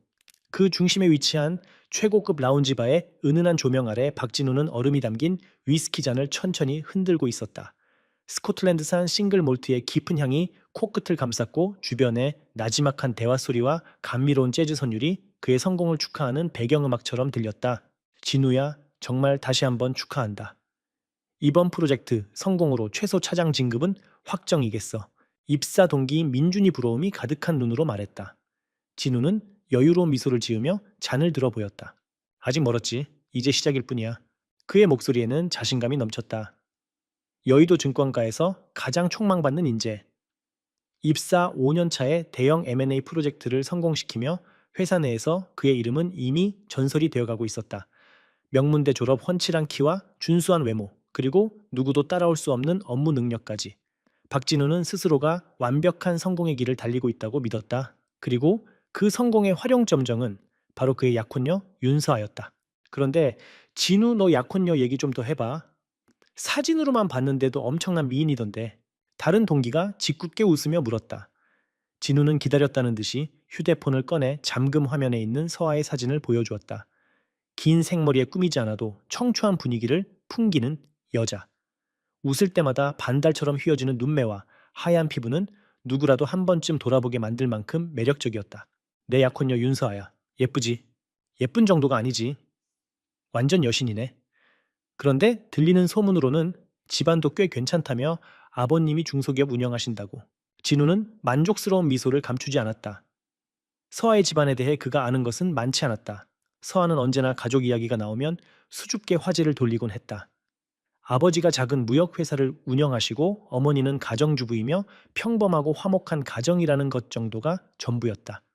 하지만 진우는 그 작은 무역회사가 결코 작지 않을 것이라고 확신했다. 서아의 몸에 밴 기품과 우아함은 평범한 가정에서 나올 수 있는 것이 아니었다. 지금은 작을지 몰라도 내가 키우면 돼. 진우는 속으로 생각했다. 그의 능력과 야망이라면 장인의 회사를 지금보다 몇 배는 더 크게 성장시킬 수 있을 터였다. 이것은 단순한 사랑을 넘어선 완벽한 비즈니스 파트너십이었다. 자신의 성공 가도에 날개를 달아줄 마지막 퍼즐 조각. 하지만 가끔 아주 가끔 진우는 서아의 알 수 없는 구석 때문에 답답함을 느끼기도 했다. 그녀는 명품 가방이나 비싼 레스토랑보다 오래된 서점이나 한적한 공원에서의 데이트를 더 좋아했다. 진우가 선물한 고가의 목걸이를 보며 기뻐하기보다는 오빠 나한테는 너무 과분해요 라며 부담스러워했다. 그는 그것을 세상 물정 모르는 순수함이라고 생각했지만 때로는 이해하기 힘든 고집처럼 느껴지기도 했다. 특히 가장 이상한 점은 자신의 집에 그를 단 한 번도 초대한 적이 없다는 것이었다. 상견례도 호텔에서 진행했고 결혼 준비도 밖에서만 만났다. 우리 집은 지금 인테리어 공사 중이라서 너무 어수선해. 나중에 완벽하게 정리되면 그때 초대할게. 부모님이 워낙 조용한 걸 좋아하셔서 외부 사람 오는 걸 좀 꺼리셔. 결혼하면 실컷 보게 될 텐데 뭘 그래. 서아는 언제나 그럴듯한 핑계를 대며 상황을 모면했다. 처음에는 그런가 보다 했지만 시간이 지날수록 진우의 마음속에는 작은 의심과 함께 서운함이 싹텄다. 마치 자신을 완벽하게 받아들이지 않는다는 신호처럼 느껴졌다. 그는 자신의 모든 것을 서아에게 보여주고 공유하고 싶었지만 그녀는 가장 중요한 부분을 굳게 닫아두고 있는 것 같았다. 그날 밤도 동기들과의 술자리를 파하고 대리운전으로 자신의 작은 오피스텔에 돌아온 진우는 답답한 마음에 서아에게 전화를 걸었다. 창밖으로 보이는 서울의 야경은 화려했지만 혼자 있는 이 공간은 유난히 춥고 외롭게 느껴졌다. 서아야 자. 아니요, 오빠. 책 읽고 있었어요. 무슨 일 있어요? 목소리가 왜 그래요? 수화기 너머로 들려오는 서아의 다정한 목소리에 진우의 마음이 조금 누그러졌다. 아니 그냥 보고 싶어서 동기들이랑 술 한잔 했는데 다들 네 얘기만 하더라. 내 약혼녀가 너무 예쁘다고. 정말로 다들 좋게 봐주셨다니 다행이네요. 서아야. 진우는 잠시 망설이다가 결심한 듯 입을 열었다. 나 언제쯤 너희 집에 가볼 수 있는 거야? 우리 곧 결혼할 사이인데 내가 아직 장인어른 장모님 댁에 한 번도 못 가봤다는 게 말이 된다고 생각해. 솔직히 나 좀 서운해. 수화기 너머로 잠시 침묵이 흘렀다. 진우는 자신의 조급함이 그녀에게 상처가 될까 싶어 조금 후회했지만 더 이상은 참을 수 없었다. 미안해요, 오빠. 내가 생각이 짧았어요. 오빠 마음 상하게 하려던 건 아니었는데, 서아의 목소리가 미세하게 떨리는 것 같았다. 아니야, 내가 너무 재촉했나 보네. 미안하다. 아니요, 오빠 말이 맞아요. 그러면 이번 주말에 올래요. 토요일 오후쯤에요. 아직 정리가 다 된 건 아니지만, 그래도 오빠라면 괜찮을 것 같아요. 진우는 자신의 귀를 의심했다. 드디어 그가 그토록 기다리던 순간이 온 것이다. 그의 입가에 저절로 미소가 번졌다. 정말 진짜 가도 돼. 네. 대신 너무 기대는 하지 말아요. 그냥 평범한 집이니까. 네가 사는 집인데 왜 기대를? 네. 당연히 좋지. 알았어. 토요일에 보자. 내가 제일 좋은 와인이랑 과일 사갈게. 전화를 끄는 진우는 세상을 다 가진 기분이었다. 마음을 짓누르던 마지막 불안감이 사라지는 순간이었다. 그는 토요일이 오기만을 손꼽아 기다렸다. 서아가 살고 있는 곳은 분명 강남이나 한남동 어딘가에 위치한 고급 빌라나 아파트 일터였다. 그는 인터넷으로 그 동네의 시세를 검색하며 혼자만의 행복한 상상에 빠져들었다. 드디어 약속의 토요일이 되었다. 진우는 아침 일찍 일어나 미용실에 들러 머리를 손질하고 백화점에 가서 최고급 와인과 정성스럽게 포장된 과일 바구니를 샀다. 옷은 며칠을 고민해 고른 이탈리아 브랜드의 캐주얼 정장이었다. 너무 과하지 않으면서도 그의 성공과 센스를 보여주기에 충분했다. 서아가 보내준 주소는 영등포구 물레동이었다. 진우는 내비게이션에 주소를 입력하며 잠시 고개를 갸웃했다. 물레동 그가 알기로 물레동은 낡은 철강 공장과 예술가들의 작업실이 뒤섞여 있는 조금은 낙후된 동네였다. 아마 물레동 근처에 새로 생긴 고급 주상복합 아파트인가 보네. 요즘 그런 곳들이 많이 생기니까. 그는 애써 긍정적으로 생각하며 운전대를 잡았다. 강남의 번화한 거리를 지나고 여의도의 높은 빌딩 숲을 통과하자 차창밖 풍경이 서서히 변하기 시작했다. 깔끔하게 정비된 도로는 울퉁불퉁해졌고 세련된 건물들은 낡고 낮은 상가 건물들로 바뀌었다. 공기 중에는 미세한 소해 냄새가 섞여 있는 것 같았다. 진우의 미간이 저절로 찌푸려졌다. 그의 고급 세단은 좁은 골목길과 어울리지 않았다. 길가에 아무렇게나 주차된 낡은 트럭들을 아슬아슬하게 피하며 나아가는 동안 그의 마음속에서 무언가 잘못되었다는 경고음이 울리기 시작했다. 그리고 마침내 내비게이션이 목적지에 도착했음을 알렸다. 진우는 차를 세우고 창밖을 보았다. 그의 눈앞에 있는 것은 페인트가 벗겨지고 곳곳에 금이 간 최소 30년은 넘어 보이는 낡은 5층짜리 복도식 아파트였다. 건물 입구에는 녹슨 우편함들이 어지럽게 붙어 있었고 주차장에는 오래된 국산차 몇 대가 힘겹게 자리를 지키고 있었다. 진우는 순간 자신이 주소를 잘못 입력했나 싶어 휴대폰을 다시 확인했다. 하지만 서아가 보내준 주소와 정확히 일치했다. 그는 멍하니 낡은 아파트를 올려다보았다. 머릿속이 하얗게 비는 것 같았다. 다. 그의 행복한 상상, 완벽한 미래, 성공의 마지막 퍼즐 조각이 눈앞에서 산산조각 나는 소리가 들렸다. 이곳이 이 허름하고 낡아빠진 아파트가 내 약혼녀 윤서아가 사는 집이라고 말도 안 돼. 이건 뭔가 잘못된 거야. 박진우는 자신의 차 안에서 꼼짝도 할 수 없었다. 독일제 세단의 부드러운 가죽 시트가 그의 몸을 감싸고 있었지만 마치 가시방석에 앉은 것처럼 불편했다. 눈앞의 낡은 아파트는 현실이 아닌 악몽의 한 장면 같았다. 그는 몇 번이고 눈을 깜빡여봤지만 벗겨진 페인트, 자국과 창틀에 낀 시커먼 먼지는 사라지지 않았다. 환상이 아니었다. 장난하는 건가? 아니면 주소를 잘못 보낸 건가? 그는 마지막 희망을 붙잡고 서아에게 전화를 걸었다. 신호가 가는 동안 그의 심장이 세차게 뛰었다. 제발 제발 이게 아니라고 말해줘. 근처에 사는 친구 집에 잠시 들르는 것이라고. 진짜 너의 집은 이 뒤편에 숨겨진 으리으리한 저택이라고 말해줘. 오빠 도착했어요. 서아의 목소리는 평소처럼 밝고 명랑했다. 그 목소리가 지금은 진우의 신경을 날카롭게 긁었다. 서아야, 나 지금 네가 보내준 주소 앞에 와 있는데 여기가 맞아, 물레동 이 아파트. 그의 목소리는 스스로 듣기에도 어색할 만큼 굳어 있었다. 네, 맞아요. 3동 4025요. 창문으로 오빠 차 보여요? 지금 내려갈게요. 뚝! 전화가 끊겼다. 진우의 마지막 희망도 함께 끊어졌다. 그는 핸들을 강하게 움켜쥐었다. 손가락 마디마디가 하얗게 질렸다. 저 아파트 3동 4025. 그의 머릿속에서 그 주소가 불도장처럼 낙인 찍혔다. 잠시 후 낡은 아파트의 공동 현관문에서 서아가 모습을 드러냈다. 청바지에 수수한 아이보리색 니트를 입은 모습. 평소라면 그녀의 꾸밈 없는 모습이 사랑스럽다고 생각했을 것이다. 하지만 지금 그의 눈에는 그 모습이 가난이라는 단어로 보였다. 그가 그토록 경멸하고 벗어나고 싶었던 단어. 그동안 그가 서아에게서 느꼈던 순수함과 소박함은 사실은 돈이 없어서 어쩔 수 없이 선택한 위선이었을까. 서아는 환하게 웃으며 그의 차로 다가왔다. 진우는 마지못해 차에서 내렸다. 그가 백화점에서 사온 값비싼 와인과 과일 바구니가 조수석에서 유난히 이질적으로 빛나고 있었다. 오빠, 어서 와요. 오는 길 힘들지 않았어요. 서아는 자연스럽게 그의 팔짱을 끼려 했다. 하지만 진우는 자기도 모르게 몸을 살짝 피했다. 그 미세한 움직임에 서아의 얼굴에 잠시 당혹감이 스쳤지만 그녀는 애써 미소를 지으며 말했다. 짐이 무거워 보이네요. 제가 들게요. 아니, 괜찮아. 진우는 차갑게 대답하며 트렁크에서 짐을 내렸다. 그는 서아를 따라 아파트 안으로 들어서는 자신의 발걸음이 청은망은 무겁게 느껴졌다. 아파트 내부는 외부보다 더 심각했다. 계단벽에는 시멘트가 그대로 드러나 있었고 희미한 형광등 불빛 아래 어둠과 습기가 뒤섞인 냄새가 코를 찔렀다. 아이들이 낙서한 듯한 크레용 자국과 정체를 알 수 없는 얼룩들이 벽을 가득 메우고 있었다. 삐걱거리는 철제 계단을 한 칸 한 칸 오를 때마다 진우는 자신이 쌓아 올린 성공의 탑에서 한 칸씩 추락하는 기분이었다. 그의 상상 속 서아의 집은 대리석 바닥과 높은 천장, 그리고 도시의 야경이 한눈에 들어오는 통유리창이 있는 곳이었다.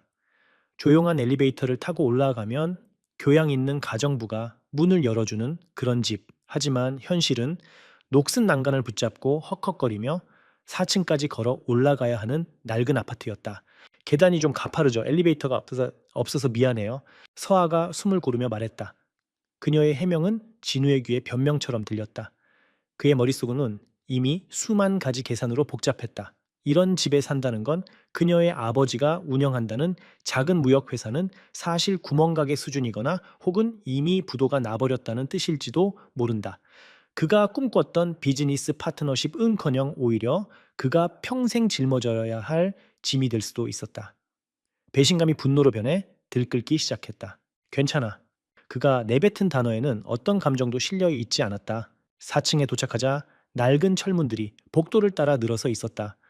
서아는 그중 가장 끝에 있는 초록색 페인트가 군데군데 벗겨진 사로 미호 문 앞에서 멈춰 섰다. 그녀가 열쇠 꾸러미에서 맞는 열쇠를 찾아 문을 여는 동안 진우는 이 모든 것이 끔찍한 연극이기를 바랐다. 들어오세요, 오빠. 좀 좁고 어수선해도 이해해줘요. 철컥 소리와 함께 문이 열렸다. 진우는 마지못해 안으로 들어섰다. 집 안은 생각보다 깨끗했다. 좁은 현관을 지나자 방 하나와 거실 겸 주방으로 쓰이는 공간이 한눈에 들어왔다. 15평 남짓 되어 보이는 작은 공간. 벽지는 누렇게 변색되었고 가구들은 하나같이 오래된 것들이었다. 하지만 서아의 손길이 닿은 듯 모든 것이 제자리에 정돈되어 있었고 창가에는 작은 화분들이 햇볕을 받고 있었다. 책장에는 책들이 가득 꽂혀 있었고 벽에는 서아가 직접 그린 듯한 작은 수채화 몇 점이 걸려 있었다. 하지만 진우의 눈에는 그런 것들이 들어오지 않았다. 그는 오로지 이 공간의 가치를 측정하고 있었다. 보증금 1,000만 원에 월세 50만 원, 아니면 전세 1억. 그가 사는 여의도 오피스텔의 월세보다도 싼 곳. 그의 가슴이 답답하게 조여왔다. 숨이 막혔다. 그는 손에 들고 있던 와인과 과일 바구니를 어디에 둬야 할지 몰라 잠시 망설였다. 이 좁고 낡은 공간에 이 값비싼 선물들은 너무나도 어울리지 않았다. 마치 자신의 어리석음을 조롱하는 전시품 같았다. 결국 그는 그것들을 작은 식탁 위에 소리나게 내려놓았다. 쿵 하는 소리에 서아가 놀란 듯 그를 돌아보았다. 오빠 괜찮아요. 안색이 안 좋아 보여요. 아니, 괜찮아. 운전해서 오느라 좀 피곤해서 그래. 그는 거짓말을 했다. 서아는 걱정스러운 눈빛으로 그를 바라보다가 애써 밝은 목소리로 말했다. 우선 앉아요. 뭐 마실래요? 제가 직접 담근 매실차 있는데 시원하게 타줄까요? 매실차. 그 단어가 진우의 인내심에 마지막 불을 지폈다. 그의 세상에서는 손님에게 에스프레소나 수입 탄산수 혹은 최소한 브랜드 주스를 내오는 것이 상식이었다. 집에서 직접 담근 매실차라니. 그것은 그가 벗어나고자 했던 가난과 촌스러움의 상징처럼 느껴졌다. 진우는 대답 대신 소파에 털썩 주저앉았다. 낡은 소파에서 퀴퀴한 먼지 냄새가 피어오르는 것 같았다. 그는 천천히 아주 천천히 고개를 들어 집 안을 다시 한번 훑어보았다. 좁은 부엌, 낡은 싱크대, 작은 냉장고, 그리고 그 위에 놓인 서아와 그녀의 부모님으로 보이는 사람들의 사진. 사진 속에서 환하게 웃고 있는 그들의 모습이 오늘따라 유난히 초라해 보였다. 서아는 그의 싸늘한 침묵에 무언가 잘못되었음을 직감했다. 그녀는 조심스럽게 그에게 다가와 앉았다. 오빠, 혹시 실망했어요? 그녀의 목소리에는 물기가 어려 있었다. 진우는 그녀를 바라보았다. 그가 사랑했던 그 청초한 얼굴, 반달 눈매. 하지만 지금 그의 눈에는 그 모든 것이 자신을 기만한 연극 배우의 가면처럼 보였다. 분노와 배신감, 그리고 스스로에 대한 지독한 실망감이 뒤섞여 그의 속을 헤집었다. 그는 이제 더 이상 이 역겨운 연극을 참아줄 수 없었다. 지금까지의 모든 친절과 미소는 이 순간을 위한 위장이었다. 그는 차갑게 식어버린 눈으로 서아를 응시하며 얼음장 같은 목소리로 입을 열었다. 윤서아. 그가 처음으로 그녀의 성을 붙여 불렀다. 서아의 어깨가 움찔 떨렸다. 지금까지 나한테 숨겨왔던 게 고작 이거였어. 여기가 네가 그토록 자랑스러워하던 너의 집이었냐고. 냐고. 그의 질문은 칼날이 되어 나라와 서아의 심장에 박혔다. 따스하던 집 안의 공기는 순식간에 얼어붙었고 창가에 비치던 오후의 햇살마저 힘을 잃는 듯했다. 균열은 이미 돌이킬 수 없을 만큼 벌어지고 있었다. 박진우의 차가운 목소리는 좁은 공간을 얼어붙게 만들었다. 그의 마지막 질문은 비수처럼 날아와 윤서아의 심장을 꿰뚫었다. 그녀의 얼굴에서 핏기가 사라지고 파르르 떨리는 입술에서는 아무런 대답도 나오지 못했다. 그저 눈앞에 남자가 믿기지 않는다는 듯 커다란 눈에 눈물이 차오르기 시작했다. 오빠, 그게 무슨 말이에요? 제발 내 말 좀 들어봐요. 서아는 겨우 목소리를 쥐어짜냈다.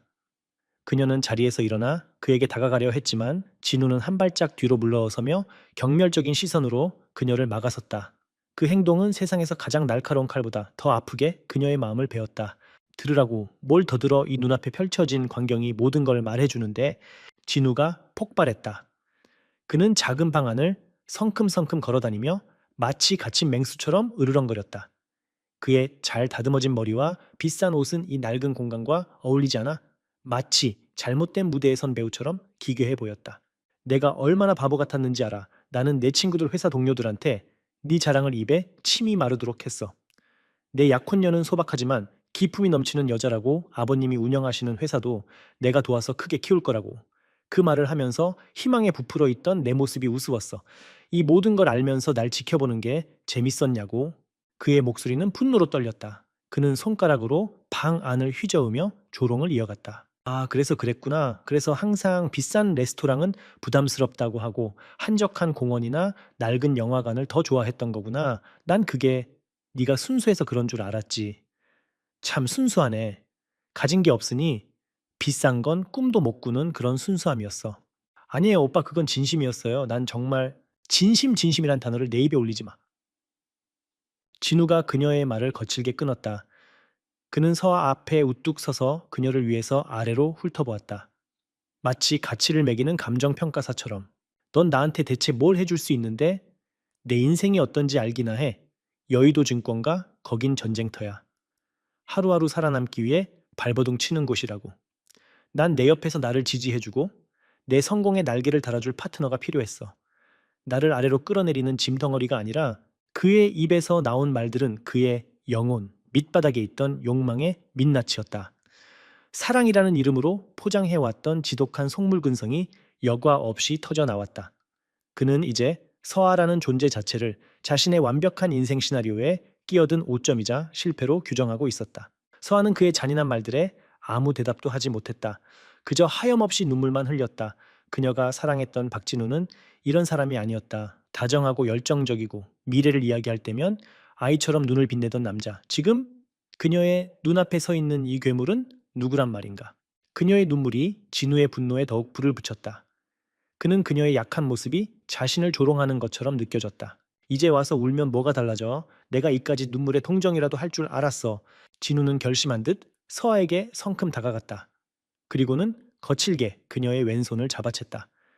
서아가 놀라 손을 빼려 했지만 그의 악력은 너무나도 강했다. 진우의 시선은 그녀의 네 번째 손가락에 끼워진 다이아몬드 반지에 고정되었다. 그의 성공과 미래에 대한 약속의 증표, 그가 몇 달치 월급을 쏟아부어 마련한 그의 야망의 상징. 이것도 너한테는 과분했지. 그는 비웃으며 반지를 비틀어 빼내려 했다.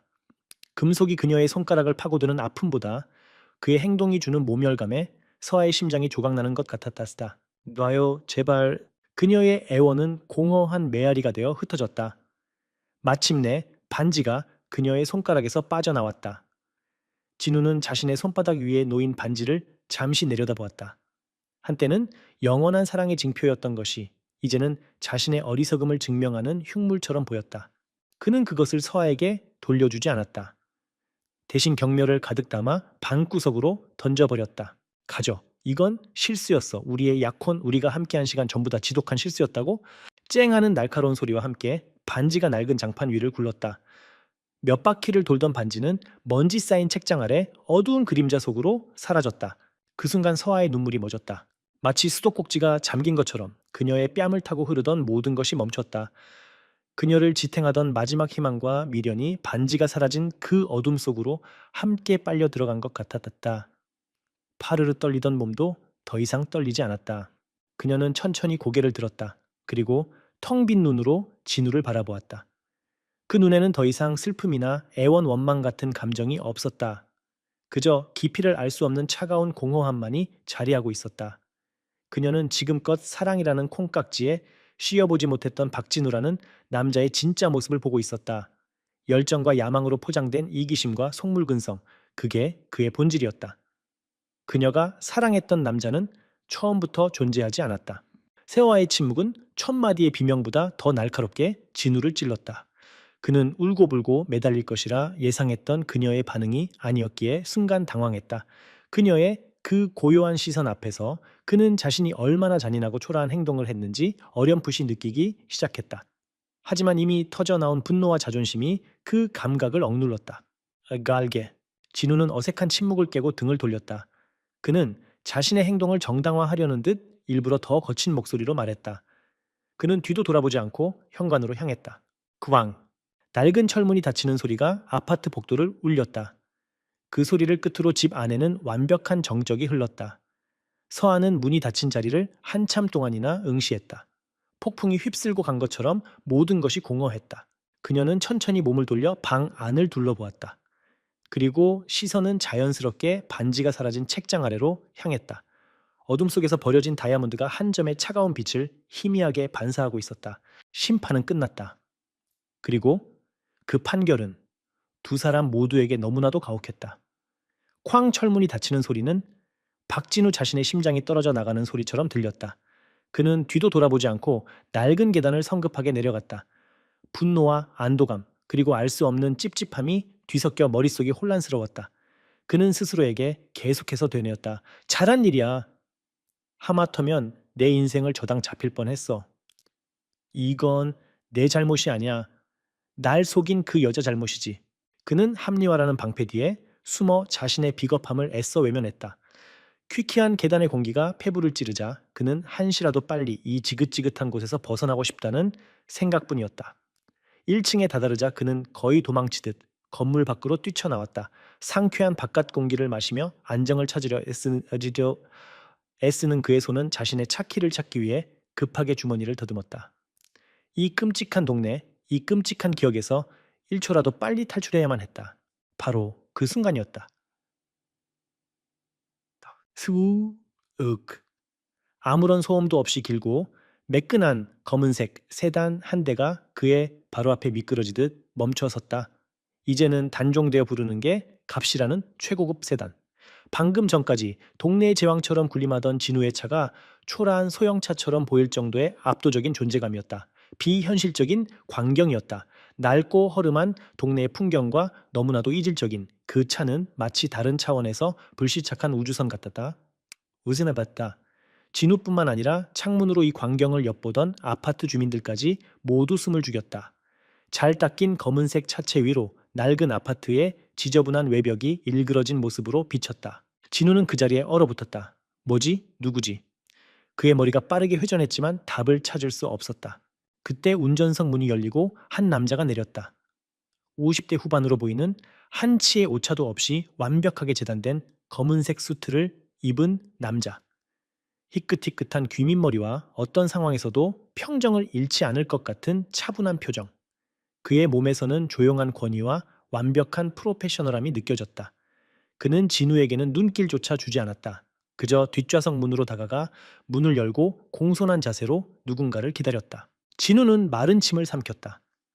이 동네에 저런 차를 타고 저런 기사를 대동할 만한 사람이 살고 있었단 말인가. 찰칵. 그의 등 뒤에서 아파트 현관문이 다시 열리는 소리가 들렸다. 진우는 반사적으로 고개를 돌렸다. 윤서아였다. 몇 분 전 그의 앞에서 절망에 빠져 눈물 흘리던 그 여자가 아니었다. 창백한 얼굴과 살짝 붉어진 눈가는 그대로였지만 그녀의 어깨는 꼿꼿이 펴져 있었고 그 걸음걸이에는 상처받은 피해자가 아닌 모든 것을 감내하기로 결심한 사람의 위엄이 서려 있었다. 수트를 입은 남자는 서아를 보자마자 허리를 완벽한 각도로 숙이며 깊이 고개를 숙였다. 그의 목소리는 나지막했지만 갑자기 찾아온 거리의 정적 속에서 너무나도 선명하게 울려 퍼졌다. 아가씨 나오셨습니까? 회장님께서 찾으십니다. 아가씨, 회장님. 그 두 단어가 진우의 뇌리에 천둥처럼 내리꽂혔다. 그는 자신의 귀를 의심했다. 방금 저 남자가, 저 완벽한 집사가 청바지에 낡은 니트를 입고 이 허름한 아파트에서 나온 윤서아를 향해 아가씨라고 불렀단 말인가. 그리고 회장님이라고. 진우의 손에서 힘이 빠져나갔다. 딸랑하는 소리와 함께 그의 차 키가 아스팔트 바닥으로 떨어졌다. 입이 저절로 벌어지고 눈동자는 초점을 잃은 채 흔들렸다. 그의 시선은 경건한 자세의 집사에게서 세상에서 가장 비싸 보이는 검은색 세단으로 그리고 마지막으로 이 모든 것의 중심에 서 있는 윤서에게로 향했다. 머릿속에서 퍼즐 조각들이 미친 듯이 맞춰지기 시작했다. 아버지가 운영하신다는 작은 무역회사, 자신의 집에 초대하기를 그토록 꺼렸던 이유, 명품이나 비싼 선물을 부담스러워하던 모습, 그가 가난과 촌스러움의 증거라고 경멸했던 그 모든 것들이 사실은 전혀 다른 의미를 가지고 있었다. 그것은 기만이었다. 하지만 그가 생각했던 종류의 기만이 아니었다. 그는 그녀가 부유한 척하는 가난한 여자라고 생각했지만 정반대였다. 그는 시험대에 올랐던 것이다. 사랑이라는 이름의 가장 잔인하고도 공정한 시험대. 그리고 그는 그 시험에서 가장 멍청하고 가장 비참한 방식으로 낙제했다. 서한은 진우에게 마지막 시선을 보냈다. 그 눈에는 분노나 경멸은 없었다. 대신 너무나도 깊고 서늘한 연민이 담겨 있었다. 길가에서 발견한 하찮고 불쌍한 무언가를 바라보는 듯한 눈빛. 그 어떤 욕설이나 비난보다도 진우의 자존심을 산산조각 내는 시선이었다. 그녀는 그에게 아무 말도 하지 않았다. 그저 자신을 기다리는 집사에게 가볍게 고개를 끄덕여 보인 후 우아한 몸짓으로 세단 뒷좌석에 올라탔다. 툭! 집사가 문을 닫는 소리는 무겁고도 단호했다. 그는 다시 운전석에 올라탔고 거대한 세단은 처음 나타났을 때처럼 소리 없이 미끄러져 움직였다. 진우는 그 자리에 못 박힌 듯 서서 모퉁이를 돌아 사라지는 검은색 세단의 빨간 후미등을 멍하니 바라보았다. 그의 완벽했던 세계, 그의 야망, 그의 미래가 모두 저 차와 함께 사라지고 있었다. 그가 그토록 경멸했던 낡은 아파트 앞에서 벗겨진 페인트, 조각과 금이 간 아스팔트 위에서 박진우는 자신이 저지른 돌이킬 수 없는 실수의 무게가 온몸을 짓누르는 것을 느끼며 서서히 무너져 내리고 있었다. 검은색 세단은 소리 없이 서울의 거리를 헤쳐나갔다. 차 안은 외부의 소음이 완벽하게 차단되어 고요했다. 윤서아는 창밖으로 빠르게 스쳐 지나가는 물레동의 낡은 풍경을 말없이 바라보았다. 조금 전까지 자신의 세상이었던 곳, 이제는 다시 돌아오지 않을 과거의 한 페이지가 되어버린 곳이었다.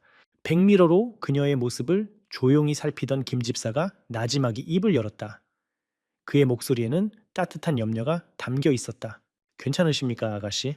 서아는 한참 동안 대답이 없었다. 그녀는 천천히 눈을 감았다가 떴다.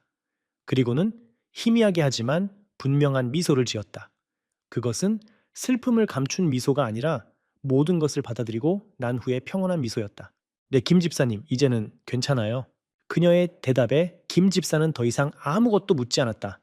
그저 묵묵히 운전대를 잡고 있을 뿐이었다. 두 사람 사이에는 오랜 세월 함께한 이들만이 가질 수 있는 깊은 이해와 신뢰의 침묵이 흘렀다. 차는 강변북로를 타고 평창동으로 향했다. 서울에서 가장 부유하고 조용한 동네, 서아의 진짜 집이 있는 곳이었다. 그녀의 머릿속에 문득 책장 밑 어둠 속에 버려진 다이아몬드 반지가 떠올랐다. 그녀는 그것을 회수하라고 말하지 않았다. 그 반지는 이제 그녀의 것이 아니었다. 그것은 박진우의 욕망과 그녀의 어리석었던 사랑, 그리고 그 낡은 아파트와 함께 그곳에 묻어두어야 할 과거의 유물일 뿐이었다. 그녀는 진우에게 하고 싶은 말이 많았다. 당신이 그토록 원하던 부와 명예가 바로 내 뒤에 있었다고 당신은 눈앞의 진실을 보지 못하는 어리석은 사람이라고 소리치고 싶었다. 그를 완벽하게 굴복시키고 비참하게 만들 수도 있었다. 하지만 그녀는 그러지 않았다. 만약 그랬다면 그녀 역시 그와 똑같이 물질의 가치에 얽매이는 사람이 되는 것 뿐이었다. 그녀의 마지막 자존심은 침묵이었고 그 침묵이야말로 가장 완벽한 복수이자 가장 완전한 이별이었다. 그와의 행복했던 순간들은 어땠을까? 그 모든 것이 거짓이었을까? 서한은 생각했다. 아니, 어쩌면 그의 사랑도 어느 정도는 진심이었을지 모른다. 다만 그 사랑에는 조건이 붙어 있었다. 그의 성공에 도움이 되어야 한다는 조건, 그의 야망을 채워줄 수 있어야 한다는 조건, 조건 없는 사랑을 믿었던 자신이 너무 순진했다. 그 깨달음은 슬펐지만 동시에 그녀를 자유롭게 했다. 한편 물레동의 낡은 아파트 앞에는 박진우가 망부석처럼 서 있었다. 주변을 지나던 동네 주민들이 그를 흐끈거리며 수근거리는 소리가 들렸다. 동정과 조롱이 뒤섞인 그 시선들이 비수처럼 그의 온몸에 박혔다. 그는 비틀거리며 자신의 차로 돌아왔다. 하지만 시동을 걸 수 없었다. 그저 핸들 위에 엎드려 조금 전의 광경을 머릿속에서 몇 번이고 되감았다. 아가씨, 회장님. 그 단어들이 그의 귓가에 저주처럼 맴돌았다. 그는 떨리는 손으로 휴대폰을 꺼냈다. 그리고 검색창에 6글자를 입력했다. 윤성그룹 회장. 검색 결과는 즉시 나타났다. 대한민국 재계의 거물 윤성그룹 윤재혁 회장. 그리고 그의 프로필 사진 아래 가족과 함께한 자선 행사 사진이 있었다. 그 속에는 우아한 드레스를 입고 아버지의 팔짱을 낀 채 기품 있게 미소 짓고 있는 윤서아가 있었다. 그가 알던 수수한 모습과는 전혀 다른 태생부터 모든 것을 가진 자의 여유로운 모습이었다. 그가 작은 무역 회사라고 믿었던 곳은 대한민국 경제를 움직이는 거대 그룹이었고 그가 가난한 약혼녀라고 경멸했던 여자는 모두가 우러러보는 재벌가의 외동딸이었다. 진우는 짐승 같은 비명을 내지르며 핸들을 미친 듯이 내리쳤다. 후회와 절망 그리고 스스로에 대한 지독한 혐오감이 그의 영혼을 갈기갈기 찢어놓았다. 몇 달의 시간이 흘렀다. 박진우의 삶은 완전히 무너졌다. 한때 여의도 증권가를 빛내던 촉망받는 인재의 모습은 온데간데 없었다. 그의 눈에 서려 있던 자신감과 총기는 사라지고 그 자리에는 공허한 불안감과 패배감만이 남았다. 그의 실적은 곤두박질쳤고 동료들은 더 이상 그를 부러워하지 않았다. 오히려 그의 등 뒤에서 윤성그룹 외동딸을 뻥 차버린 멍청이라며 조롱했다.